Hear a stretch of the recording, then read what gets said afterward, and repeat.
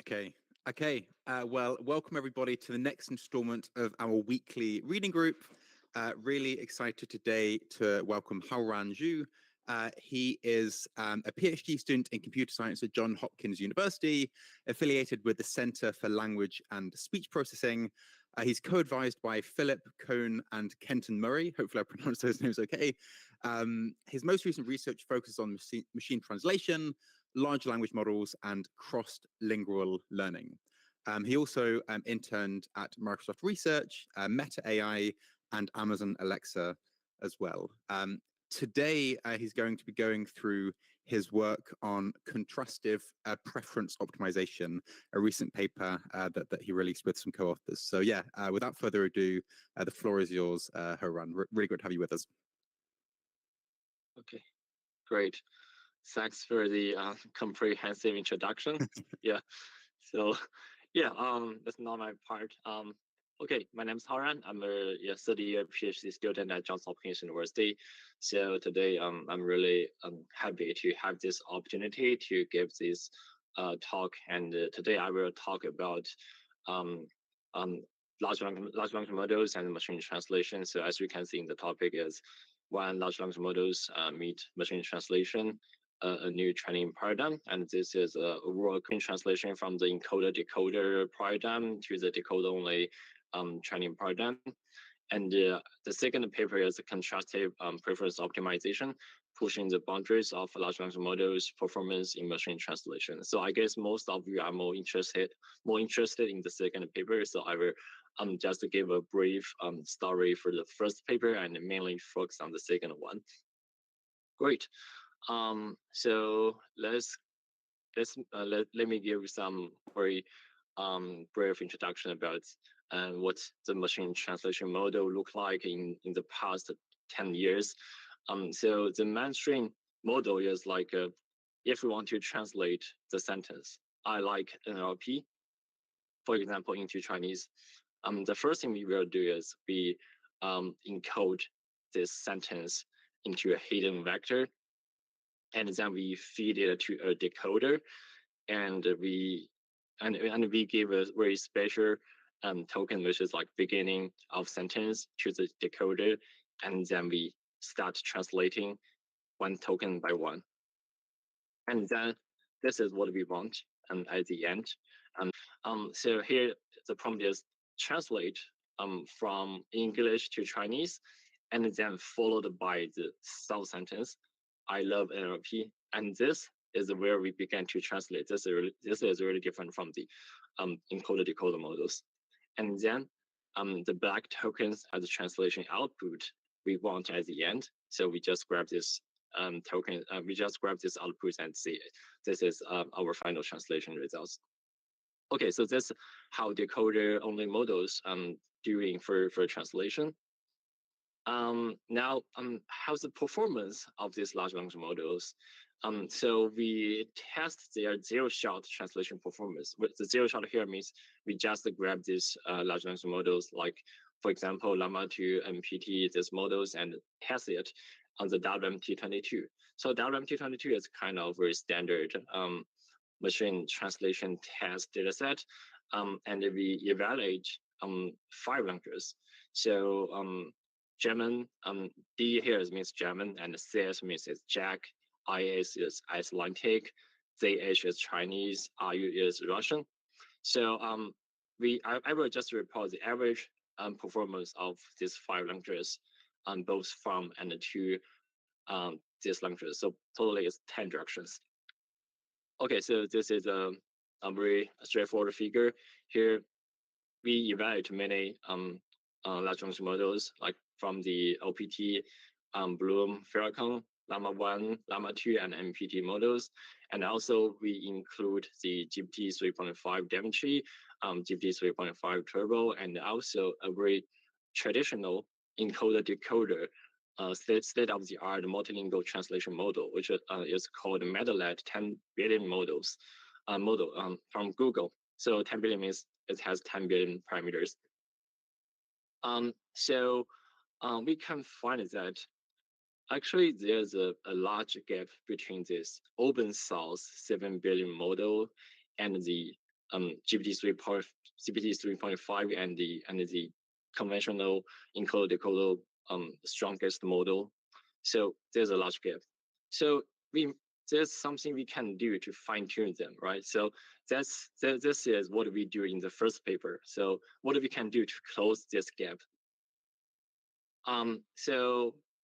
We need to further fine tune these large language models, but actually there are many differences between the decoder and encoder-decoder models and decoder-only models.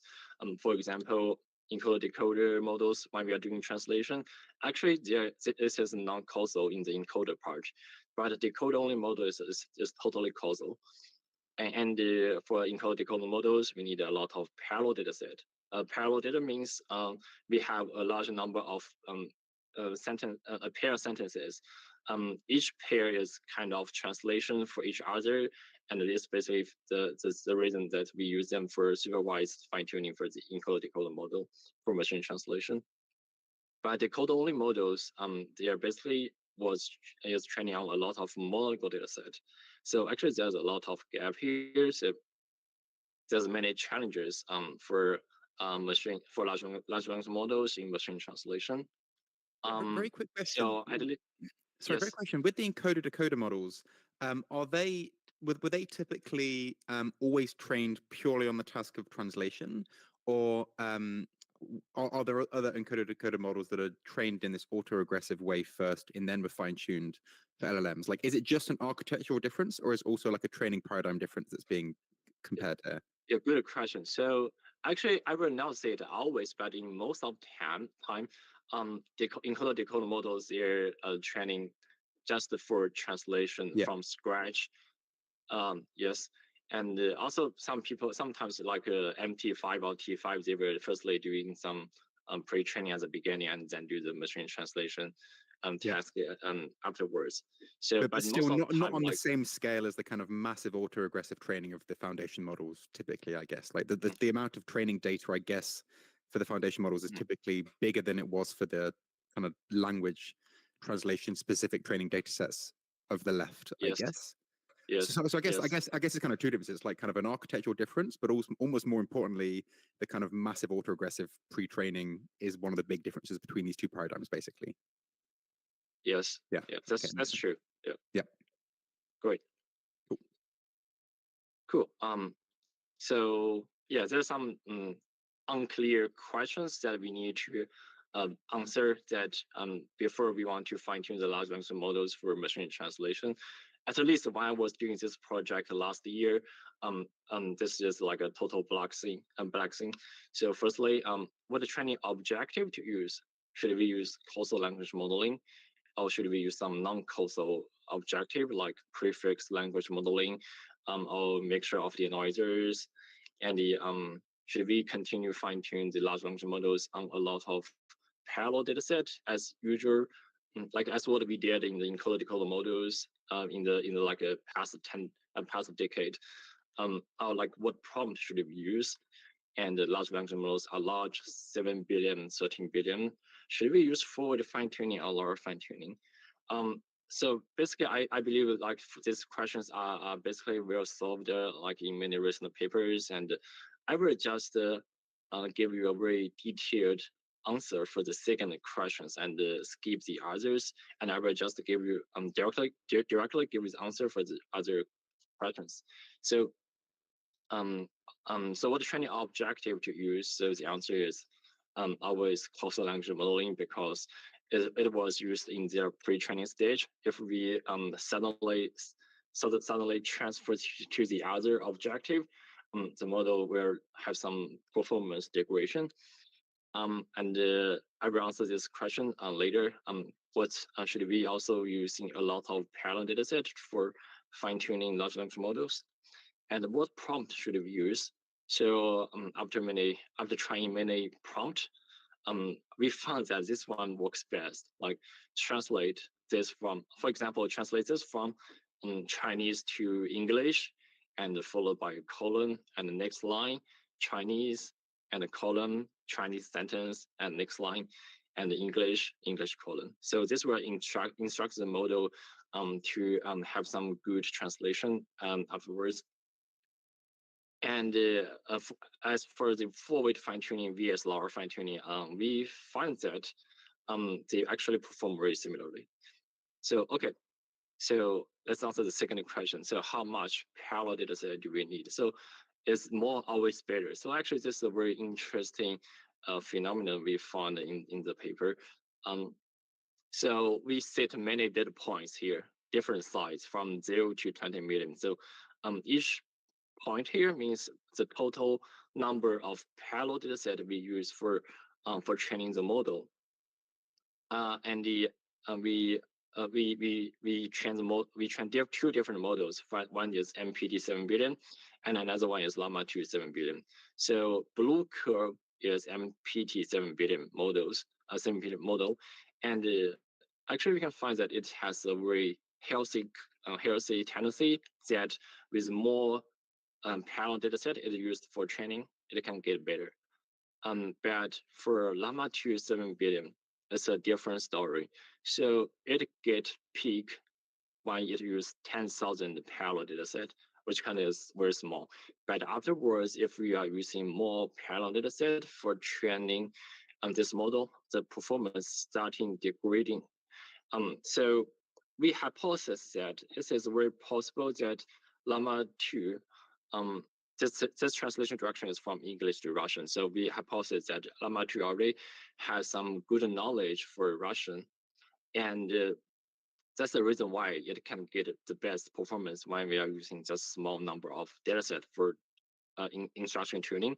But if we are using too many data points, maybe the model start forgetting what it learned before. So it's like catastrophic forgetting, and it will wash out the knowledge it learned before. And this might be also the reason why both of the models, Llama 2 and MPT, get the similar performance at the end if they are using 20 million parallel data set. Quick question. So, I guess.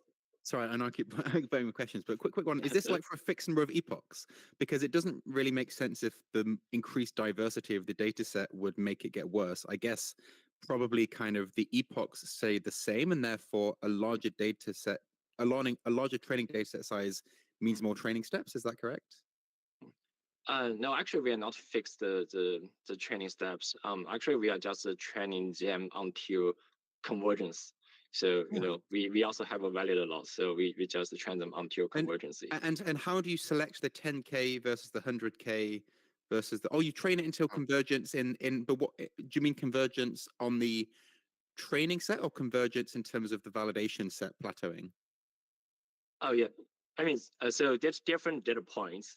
The model is training from scratch. So 10,000 means the model is begin to use this 10,000 data set and begin to train from scratch. And we also have a validation loss. And if the model start overfitting, we just pick the model with the lowest validation loss. But I guess I don't quite understand this thing, because it suggests that almost like the 10K the 10K data that you choose is more informative than the 5 million or the 20 million, because in a way, like if you can stop it as soon as it starts to overfit, I wouldn't have thought that you get a big difference, because in a way it's just like more of the same data. I'd have thought, like if you assume that the 10K and the 5 million all look very, very similar to one another, and one just has more variety. Yeah, I find it very, very strange that you have this trend. Like, it would make sense to me that if you train it for longer, then you kind of start to get this overfitting. But if you're kind of preventing overfitting in the training logs, yeah, I guess I don't quite have an intuition there. How is the 10K selected? Is it just random? Yeah, that's random. So like a 20 million is a big pool, right? So 10K is randomly picked from the 20 million.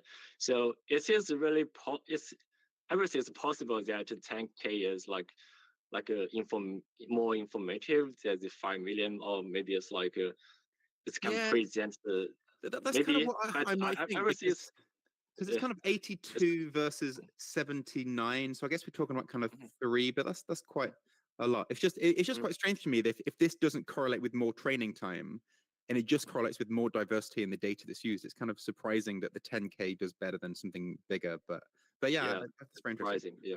And what's the NLLB? Sorry, is that like kind of the state of the art in encoder decoder methods? Yeah, I'm just about to mention Okay, sure. this Okay, this cool. dash line. So you can find this a dash line very top of this figure. It's like the 45 billion. So it's the state of the art encoder decoder multilingual translation models. So you can still find that we have a bigger gap between the Llama 2 7 billion models and model and this and LLB 45 billion model.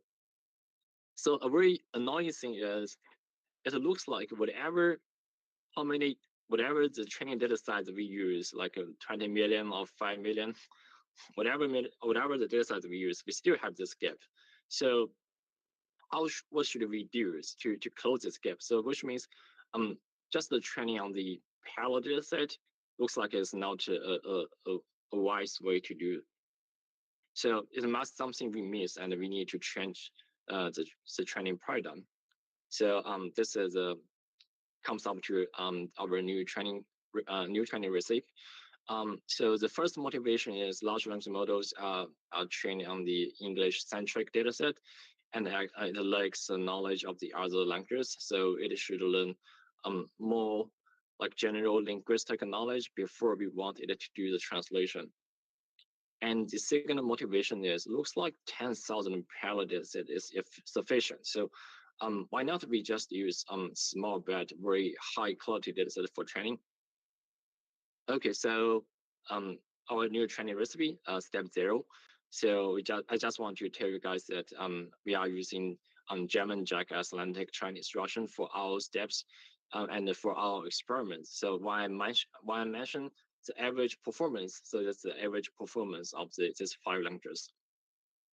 Okay, step 1. We firstly fine tune the large language model on the non-English language, which is Oscar, what we use in our paper.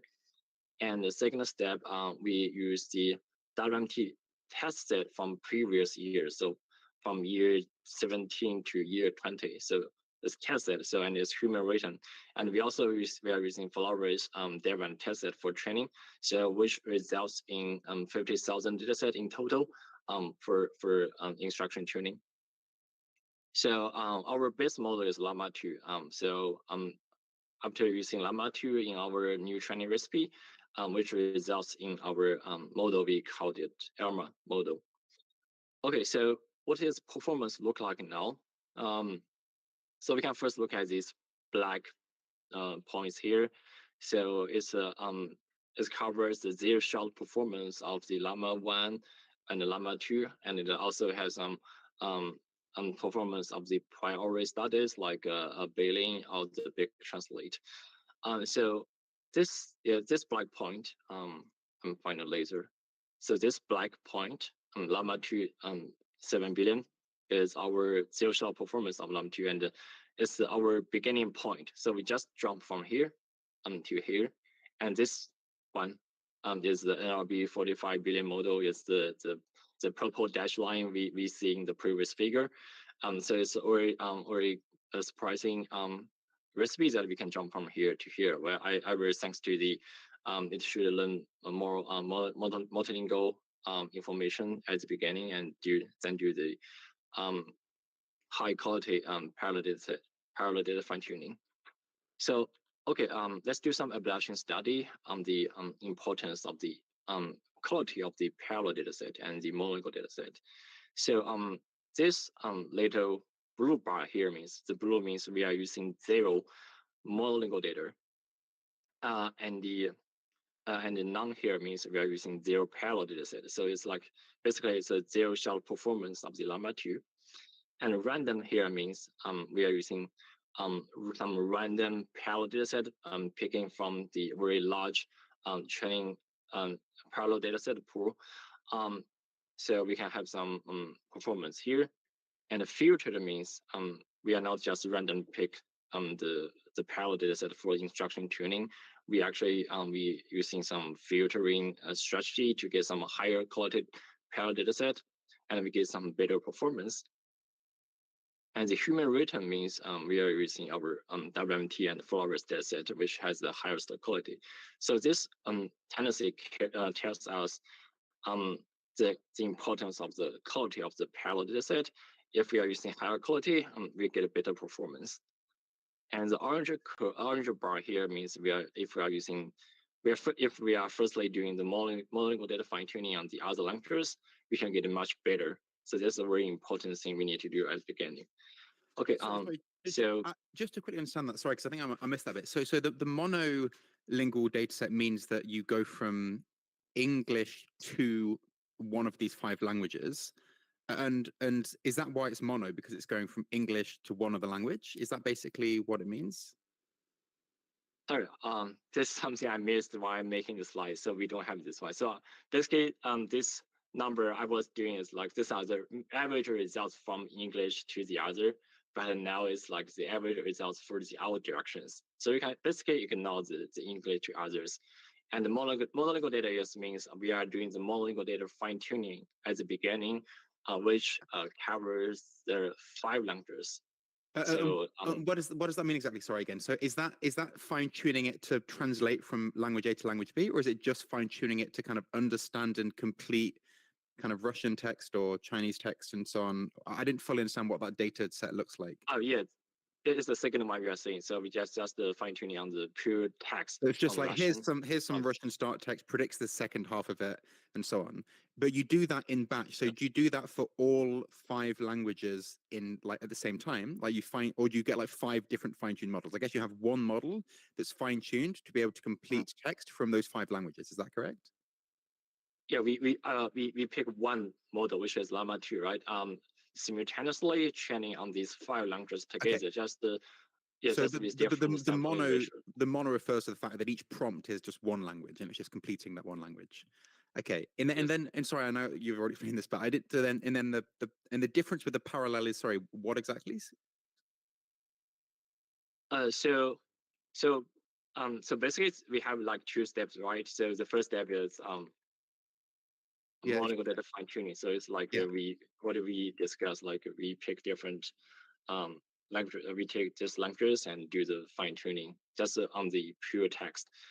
And the second step is more like instruction tuning for translation. So for translation, just for translation. And it does parallel refer to the fact that you're using different data sets? Yes. So parallel refers to the fact that you have a few different data sets, basically. Okay. And then these are the different things for, and these are the different, Yeah, sorry. So the parallel data set is kind of like only using for translation. So it's kind of a different parallel data set we use. Like random is like the lowest parallel data set for instruction tuning. And the filtered means has the higher quality. Got it. And the human version has the highest quality. Does the data set size change much with these 4 paradigms? Sorry, what did you say? Does the data set size change much with these 4 paradigms? Oh no, the data size are the same. The data are the same. 50,000. 30,000. 50,000. So because the human written data set, we only have 50,000. So to ensure the fair, the comparison is fair. So all of the experiments are using the 50,000 data for this. Okay, makes sense. Okay, I understand. Sorry. Yeah, sounds good. No, my bad. Okay. So in short, so it has 2 steps. The first like is fine-tuning on the like a pre-training on the pure text, and the second one is just for translation. Okay.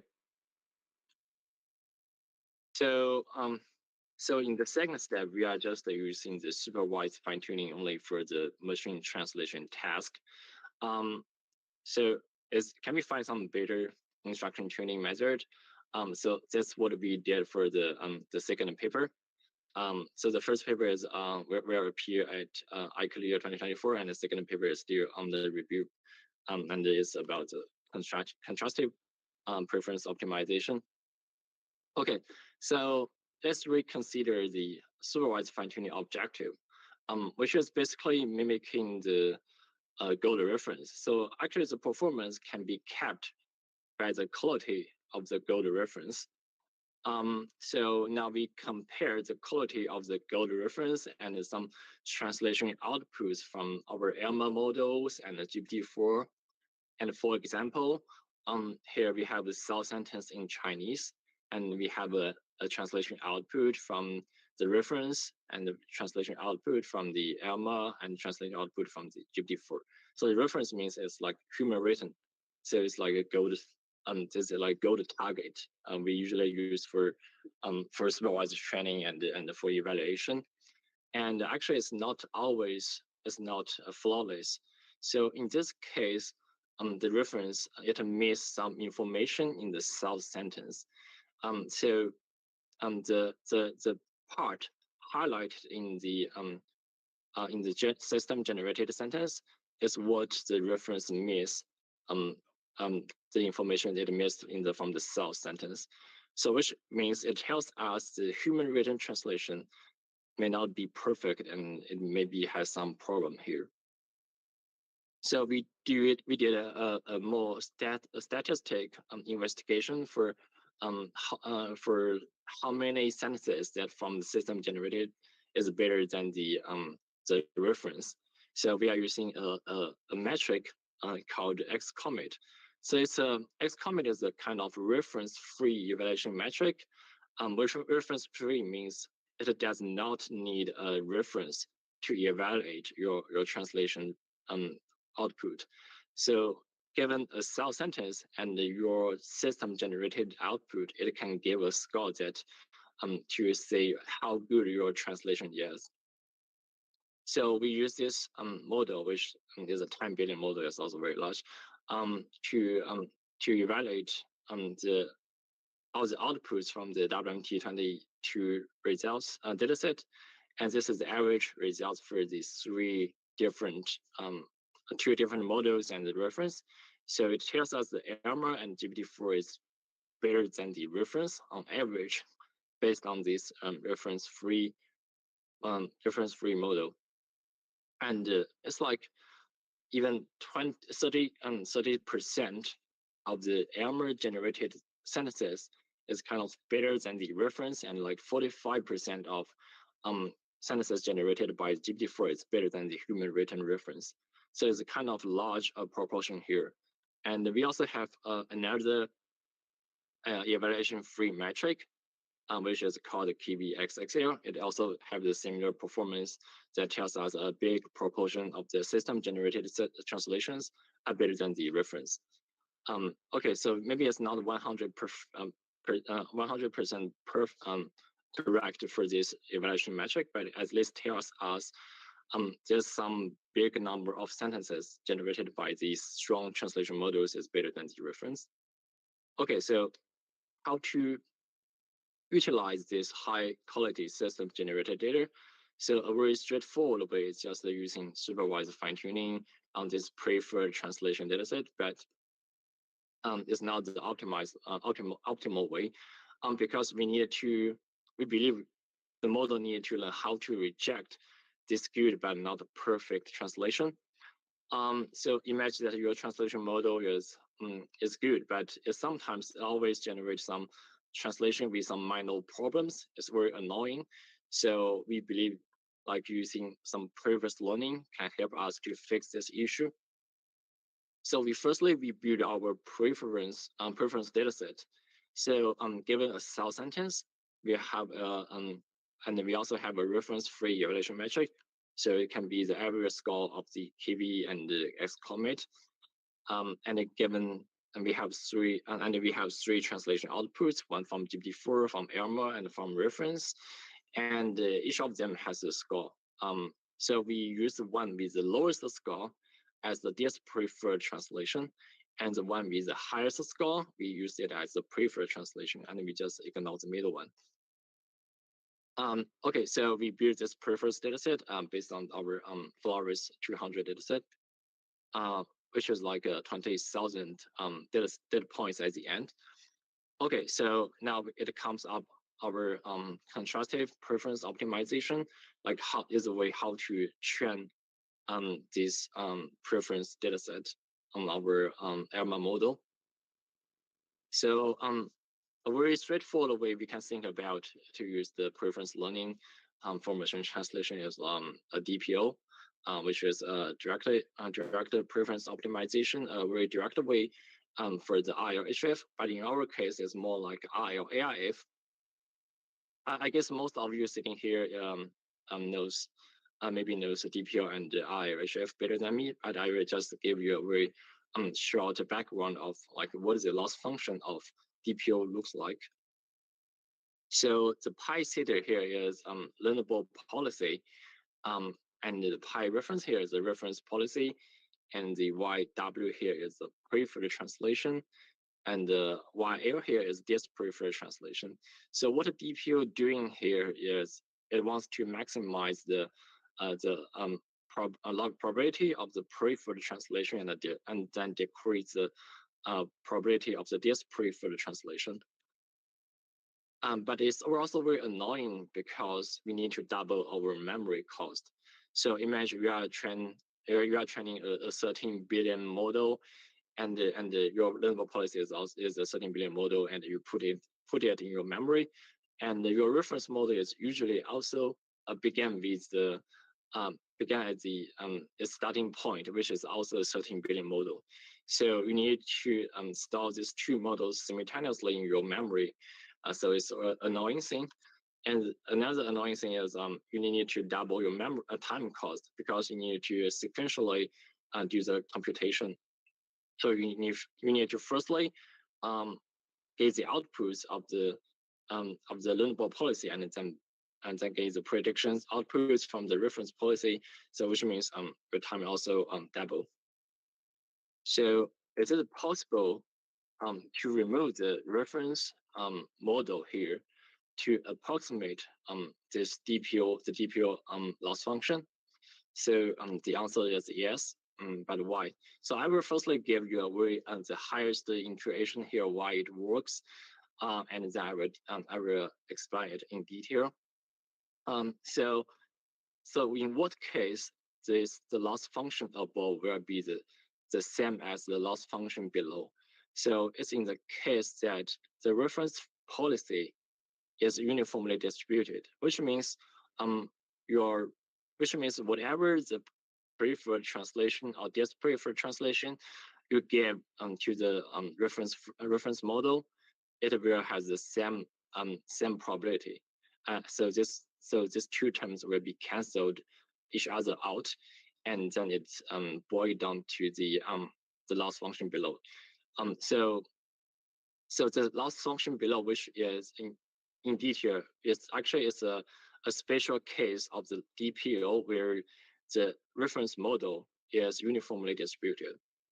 Okay, so why this one can approximate the DPO loss function? So because the DPO loss is upper bounded by the loss function below. So now we can prove this one. Why it is upper bounded by this special case. So it comes up to our theorem 1.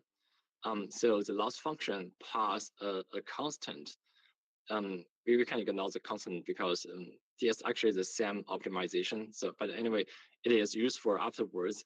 So the DPO loss plus the constant is upper bounded by the special case where the reference model is uniformly distributed, and we have a very important assumption here. If the reference model is an ideal policy that can perfectly align the true distribution of the preferred dataset. So here, this assumption is not very usual because usually what we set the reference model is the beginning point of our policy model. But in this case, the reference model is not the beginning point, but it's actually the destination, like the ideal model we want at the end. But why we can make this assumption is that because we will cancel reference this term, the reference model in the formula, we will cancel this term at the end. So we can just set this we can make our assumption whatever assumption we want at the end. Okay, so this assumption has some advantages. So firstly, if we give the preferred dataset to the reference model, the probability will be 1. if we give the other, like the preferred data set to the reference model, the probability will be between 0 to 1. So which means the DPO loss will be become this function. So we only need to focus on the green box and the red box, and the other are actually the same as the original DPO loss. So the first difference is your denominator will be only equals to 1. So you can ignore the denominator here. And we also have the a constant, additional constant, but actually the same, the same loss we use for the DPO, because constant does not matter. And we have a sigmoid function here, but if we expand the sigmoid function, it comes to this long term, but we do not to be afraid of it. We only need to focus on the red boxes and the green boxes, because these are only terms that are related to the reference model. And we only need to do some operation to this reference model.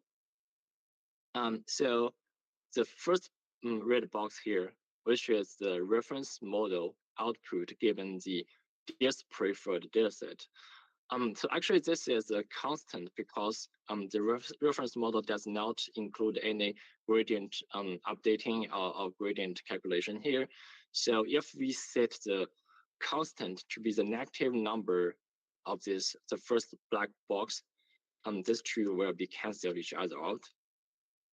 So eventually our DPO loss will becomes to this one after we cancel the red boxes, and we only need to focus on the green boxes. And the green box is only term that related to the reference model.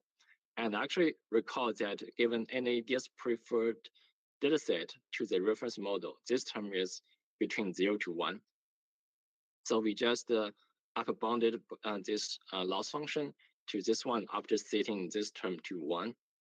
And after we do some reformulation to this term, note that actually in this step we already canceled out the reference model out, and we only keep the policy model in our firmware. So if we do the reformulation to this loss function, we can find that this is what we want at the beginning. This is the special case of the loss function where the reference model is uniformly distributed.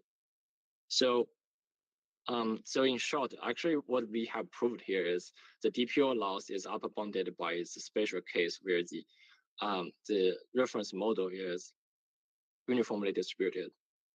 And now in our loss function, final loss function, we do not need computing the reference model.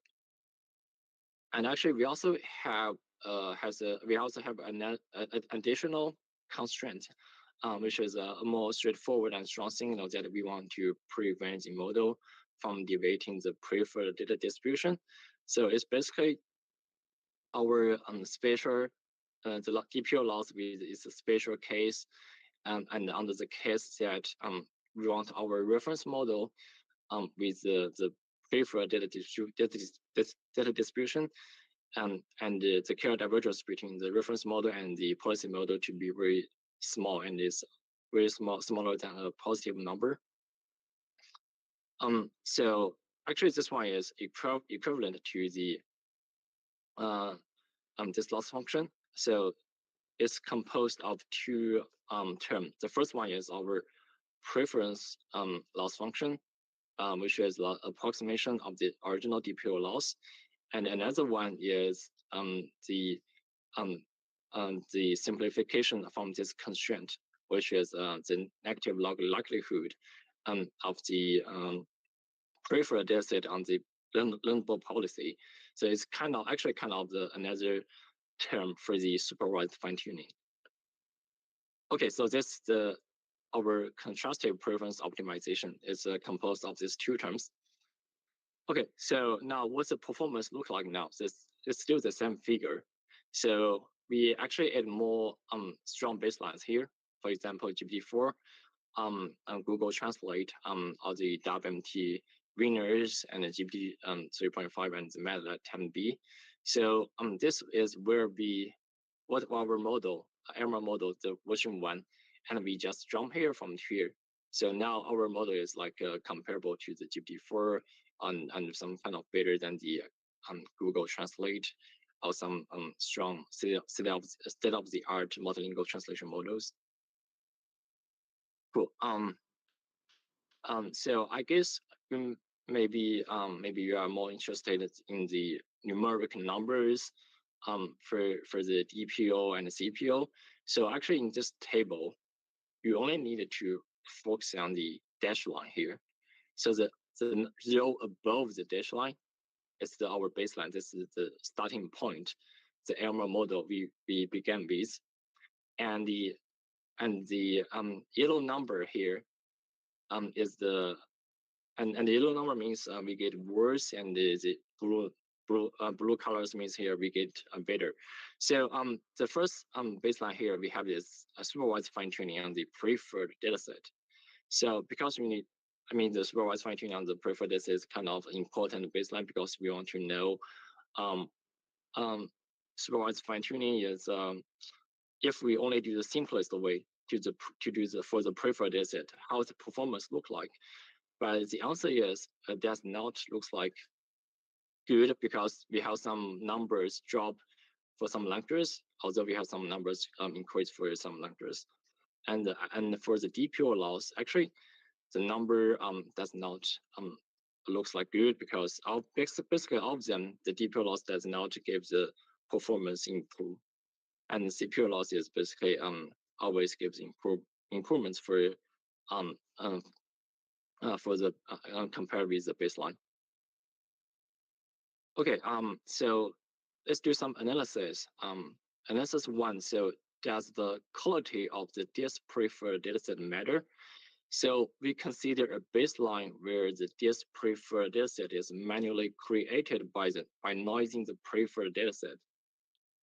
So for example, in this case, I like eating apples. We do some manually noising here. We randomly do some randomly deletion, and we also do some randomly word swiping for this sentence. So I like eating apples, we're converted to the like apple eating. So we delete the I and we swipe the word eating and apple. So this is the case. So in this figure, so the blue bar here is the result for the manually noise dataset after we applying the CPO method, and the orange bar here means using our original preference dataset, and we do our CPO method. So this table tells us, and this KV22 TVXXL and the X commit are 3 different evaluation metric for the translation. So basically, this figure tells us if our dataset has tells us that the quality of this preferred dataset actually matters. So if we have some higher quality this preferred dataset, we can get some better performance. So analysis 2 is about the evaluation study on the CPU objective. So recall that we have 2 objectives for the CPO loss. One is preference loss function, which is a kind of approximation for the DPO loss, and another is the supervised fine-tuning loss function, which is an active log likelihood loss. And this is a result if we only have the preference loss, and this is a result if we only have the negative log likelihood loss, and this one is if we have both of them, they can be get the best number. So the third analysis I think is also very important because you may notice that the CPO loss has additional negative log likelihood loss compared with the DPO loss.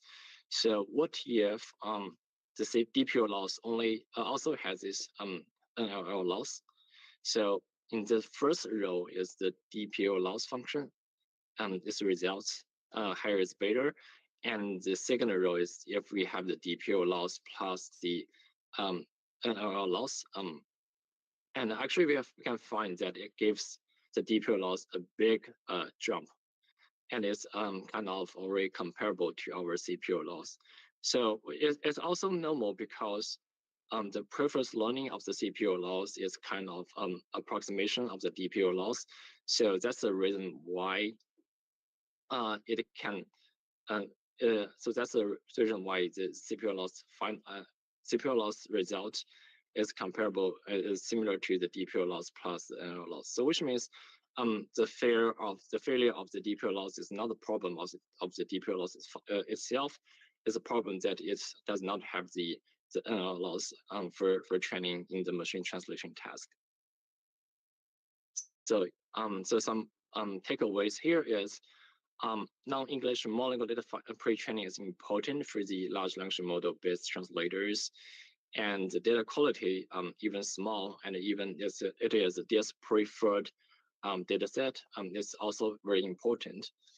And maybe do not blindly trust the gold reference, because sometimes the system-generated translation is also better than the gold reference. And maybe you can find some better alignment method. It can be supervised fine-tuning, it can be DPO, it can be CPO, and it can be any method you developed. So yeah, that's all. Any questions? Amazing. Well, first of all, let's all give a big round of applause, because that was, yeah, really, really, really good, really well explained. Thank you so much. We'll probably have someone raise their hand by accident. It normally happens, but not so far.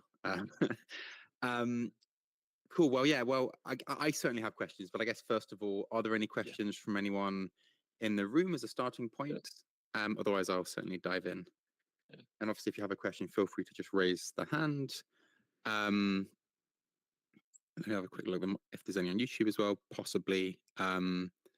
So no questions on YouTube right now. So I'll kick off. So quite broad. Again, there was one bit that I'm sure you've already explained very well, but I just didn't quite follow. So I followed the kind of mathematical derivation, but one thing I didn't fully follow was just exactly how you have this oracle then. So I understand it's important to have natural preferred and dispreferred answers. So, you have an initial sentence to translate, and then you have the best one you can get, the worst one you can get. These can come from various different sources. It might be from GPT-4, it might be from another model or whatever.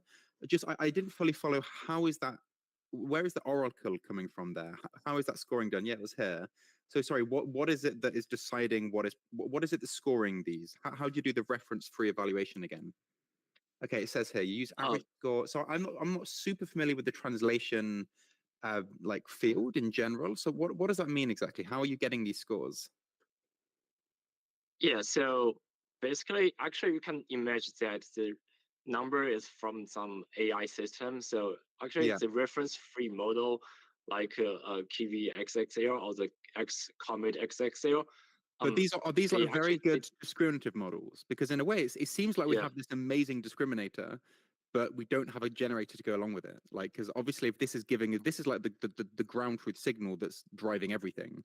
So these are like very good discriminative models that say which is best. Is that kind of how it is? Yes, you can. Yeah, that's what you're saying is correct. So basically, it's kind of the best like evaluation metric, but it does not reference. So we just grab this models and use it for evaluate the scores from the translation sentence from GPT-4 or the reference, and the EMA. And they're both are they both transformers? Yeah, they are both based on the transformers. So Kiwi X, are they open source? Again, I'm sorry, I don't know the space very well. Are they open source models or? Yeah, they are open source models from Unbabel.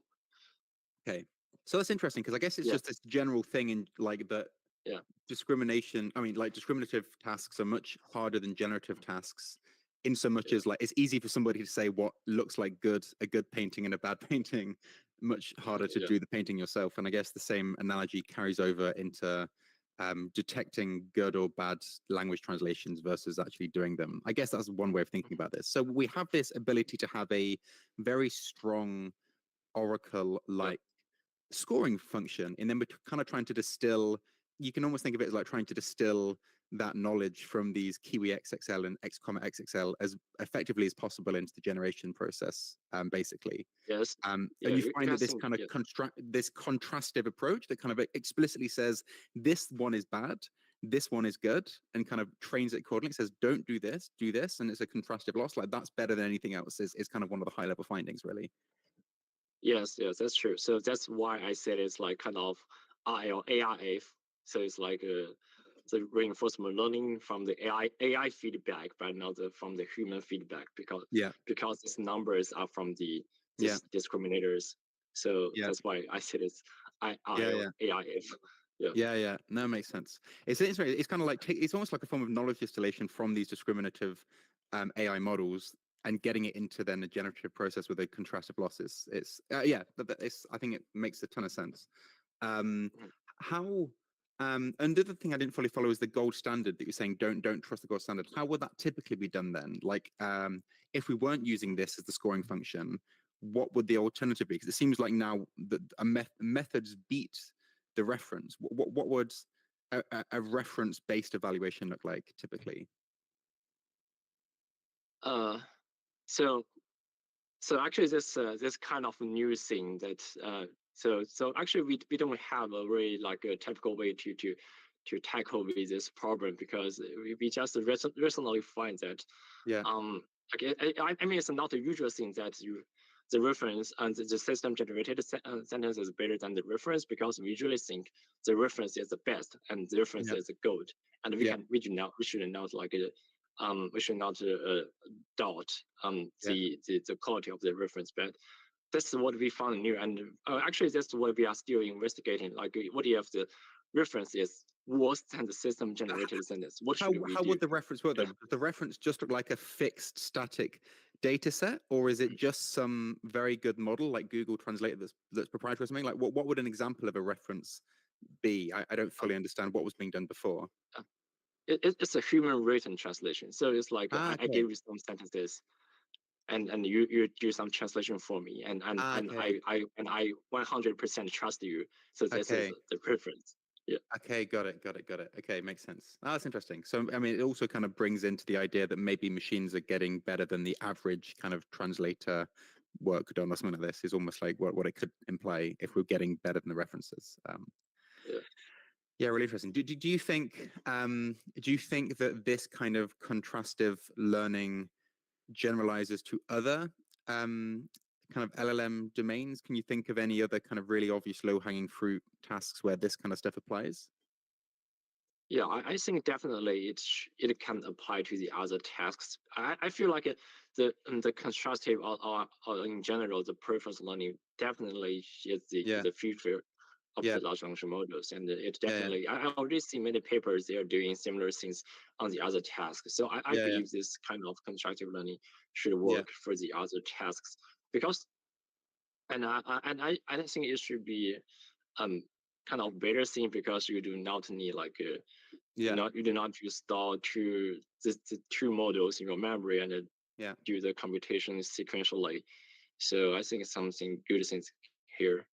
How are these models queried? So when you have Kiwi XXL and X comma XXL, do you just prompt the model with a question like what percentage, like do you ask it to say how good is this translation? Give me a number between 0 and 100, or do you ask it to kind of respond verbally? Well, what is the input-output regime of these models? So actually, it's not large. It's not like large language models. Okay. It's a more traditional, classic of the way we give the numbers. So we give two sentences, cells and the translation, and the output is kind of maybe the output of the last token, which is a score like 86. Yeah.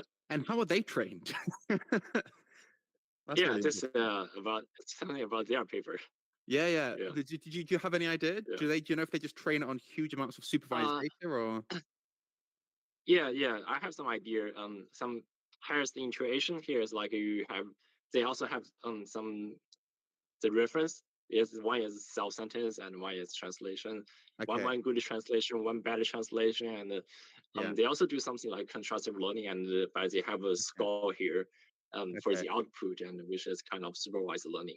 Okay, interesting. Well, maybe we'll have to go through those papers. Maybe respond. Are they open papers? Yeah, they're open papers. Yeah, I'll have to take a look. No, it's all very interesting. Sorry, I know I'm taking taken all the questions. Any other questions or any other points you want to? By the way, yeah. By the way, these are the full name of this paper. Full name of this model. Okay. Got it. So this is like a short name. There was actually one other question, which was on this one, which is, does this mean that the GPT-4 had a very high variance? Because it seems like the win ratio was only just over 50%, despite having a consistently higher X-Comet score. So was there just like a lot of very, very good GPT-4s, but like, because I would expect that the 60 and the 54 to probably be switched, I would have guessed.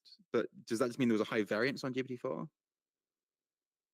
What do you mean the high variance? The high variance of the metric or the high variance of the? So was this how many times was this the number of times it wins over the reference on X-Comet?